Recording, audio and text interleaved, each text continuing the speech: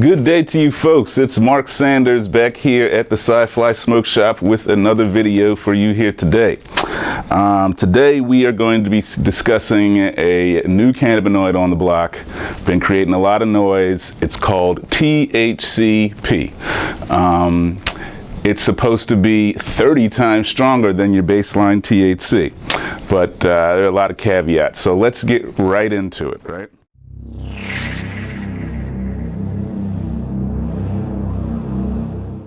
As you know, we did a video with Delta 8 a couple weeks ago, and THCP is in the same family of THC molecules, right? It is from hemp, like the rest of them, and as of 2018, all derivatives of hemp are legal to sell. Now, THCP is very new to this market. It was only discovered in 2019 by a team of Italian scientists using what's called mass spectrometry and, I don't want to mess this up, liquid chromatography, which obviously I don't know anything about, but that is the method they used to discover this. They also discovered CBD-P, which is not as, let's just say, popular because of the way THC and CBD reacts with your body in the CB1 receptor. CBD is not as active as THC is. So when you intake THC, the CB1 receptor in your body is where all of those molecules kind of enter the body.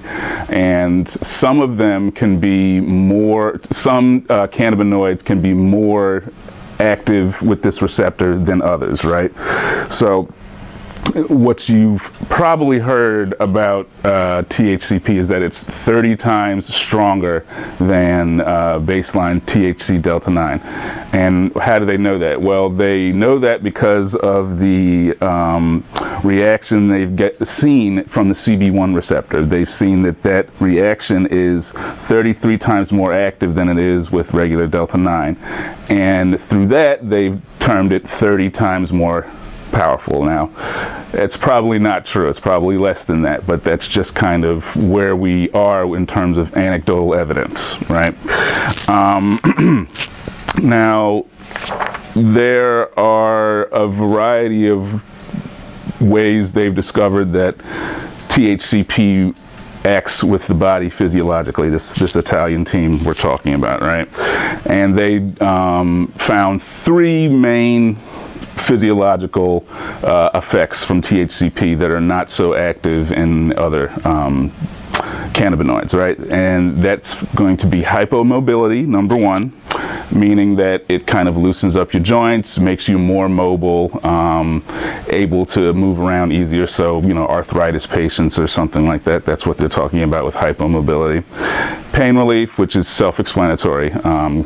Most cannabinoids have some form of analgesic property, meaning they help with pain. And the last one, you're going to love this. I don't know why this is even on the list, but the last physiological change they noted was a decrease in temperature in the rectum. I don't know why that's useful to anybody, but I'm not a scientist, so we'll just say, yeah, fine. Now, you have probably consumed THCP before. There's a good chance you've used it before, because just because it was discovered in 2019 doesn't mean that you have not come across it at some point. If you ever got extremely high from something that you didn't think was capable of doing that, it's likely you had some kind of THCP interaction. Now, the thing about cannabinoids is when you join them together, they work better. It's called the entourage effect. So by adding THCP to different cannabinoids, you can increase the effectiveness of them, and that effect can be pretty pronounced depending on, you know, how heavy of a user you are. Now, let's talk about the side effects of THCP, which are very similar to standard cannabinoid side effects, negative side effects, that is. We'll just go down the list real quick. You got paranoia, anxiousness, self-consciousness, sleepiness, fatigue, alertness, dry mouth, memory loss, and the two really bad side effects that only affects a smaller part of the community would be sickness and vomiting. If this has ever happened to you, sickness and vomiting, you could have some type of bad interaction with cannabis. There are several disorders out there that are being discovered that could cause you to have a negative reaction to THC. So if that happens with you with some of the lower strength forms of cannabinoids, THC might not be for you. So right now, THCP is pretty much legal to buy. You're going to find it in a lot of smoke shops like mine.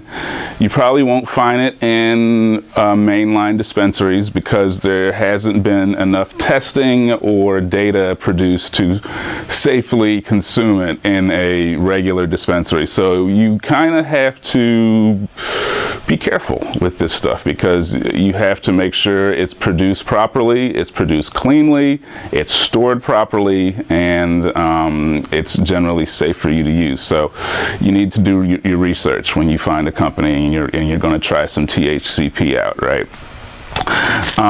And you know, we will slowly bring them on to the shop here. I have one now. Right now I have a gummy that's pretty cool, but it's only been available for about 6 months, THCP, so you're going to see a lot more of it start to pick up in the years coming on here. So let's just do a little conclusion, right, about THCP. The legality is in flux, right? Right now it's legal, but at any time the federal government or state government could come in and make this an illegal product or whatever could happen. So try it while it's here. We really don't know how long.